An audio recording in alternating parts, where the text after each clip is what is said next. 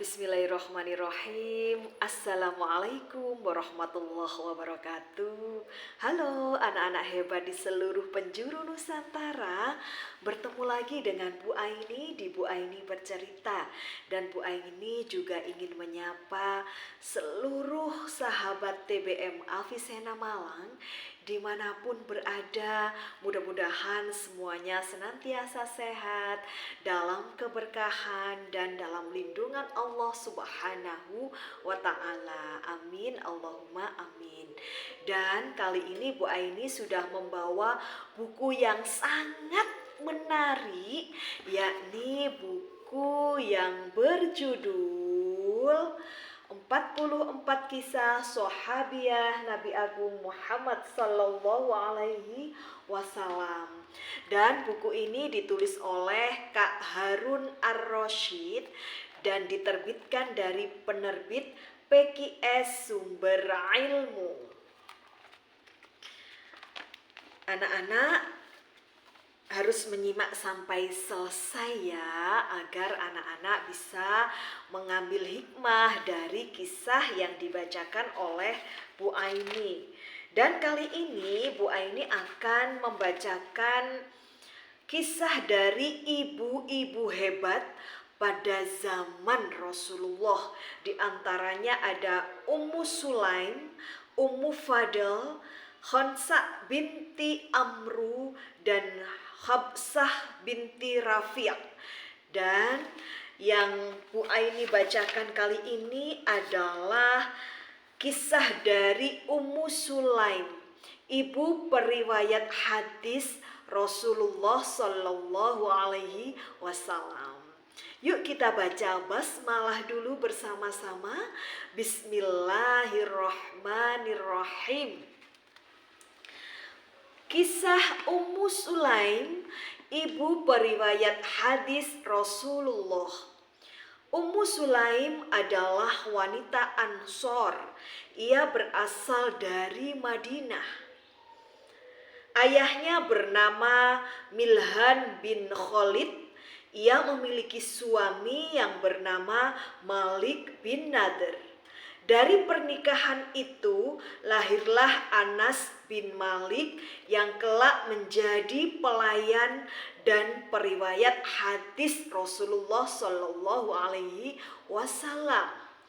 Saat Islam menyebar ke seluruh penjuru kota Madinah, Ummu Sulaim termasuk wanita yang masuk dalam agama Islam. Ummu Sulaim menuntun anaknya untuk mengucapkan 2 kalimat syahadat.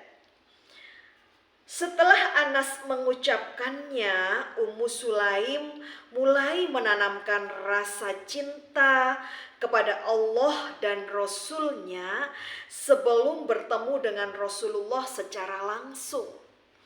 Beberapa hari kemudian, suami Ummu Sulaim kembali ke Madinah.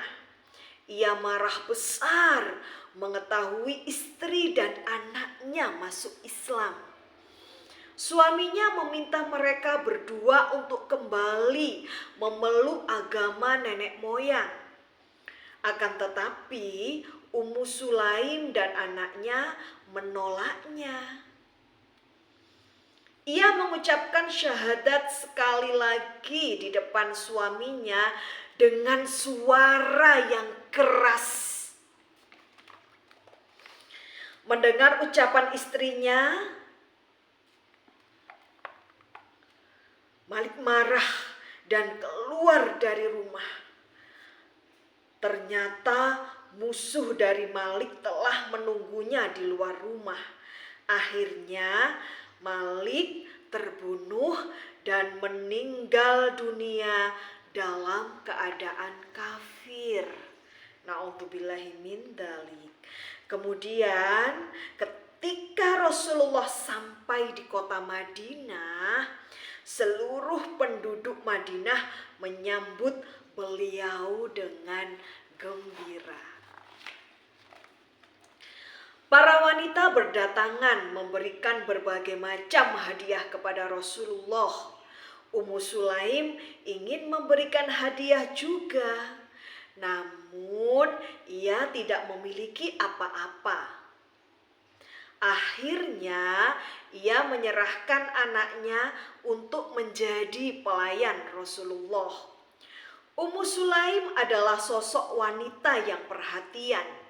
Suatu hari Anas bin Malik terlambat pulang ke rumah. Ia mengatakan bahwa ia mengurus urusan Rasulullah terlebih dahulu. Ummu Sulaim pun menanyakan urusan Rasulullah itu. Namun Anas merahasiakannya. Melihat jawaban anaknya itu, Ummu Sulaim tidak marah. Ia justru bangga dan meminta Anas tidak menyampaikan rahasia itu kepada orang lain.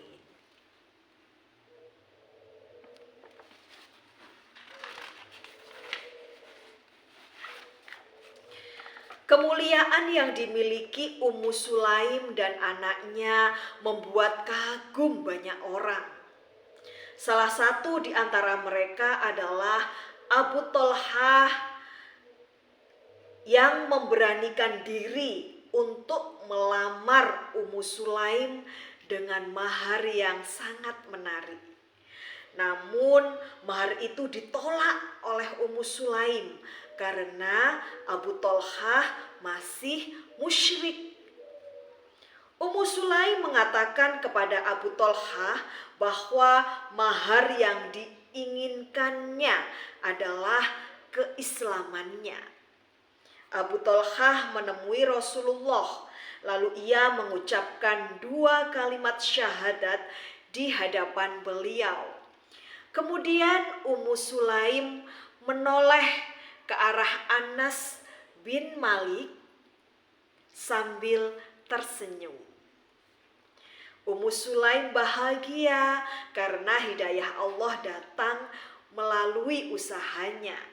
Akhirnya Ummu Sulaim dan Abu Thalhah menikah. Ummu Sulaim adalah sosok wanita yang murah hati. Ia memuliakan tamu Rasulullah dengan sangat baik. Padahal keluarganya juga membutuhkan. Namun ia lebih mengutamakan tamunya daripada keluarganya sendiri. Ia juga memberikan hadiah berupa kurma dan mentega ketika Rasulullah menikahi Zainab binti Jahsy.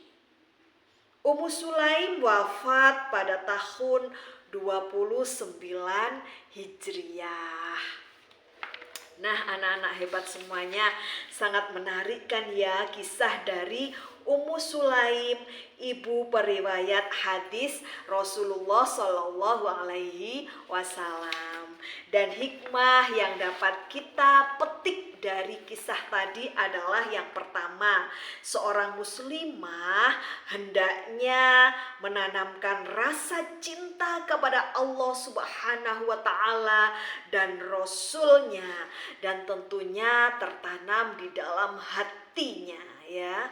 Kemudian yang kedua, kita dianjurkan untuk bersikap tegas terhadap orang yang berbeda agama, dan tentu saja harus menjunjung tinggi rasa toleransi ya. Kemudian yang ketiga, kita harus memuliakan tamu agar dapat membawa banyak sekali keberkahan hidup yang akan didatangkan lebih banyak lagi untuk kita.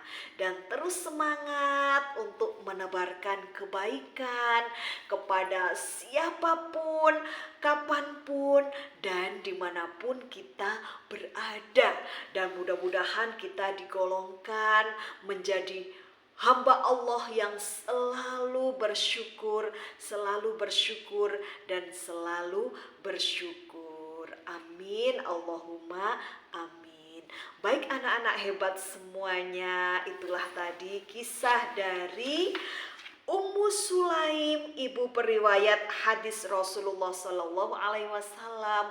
Mudah-mudahan kita bisa memetik hikmah, mengambil manfaat, serta diberikan banyak sekali keberkahan oleh Allah Subhanahu wa Ta'ala. Amin. Baik anak-anak hebat semuanya, memancing ikan berwarna putih cukup sekian dan terima kasih. Dan mohon maaf apabila Bu Aini ada kekhilafan. Sampai berjumpa di Bu Aini bercerita selanjutnya. Dan Bu Aini akhiri ihdinas siratal mustaqim. Wabillahi taufik wal hidayah, wabiridho wal inayah. Wassalamualaikum warahmatullahi wabarakatuh. Salam literasi. Jangan lupa untuk terus semangat membaca dan terus semangat belajar. Sampai jumpa di Bu Aini bercerita selanjutnya. Dadah.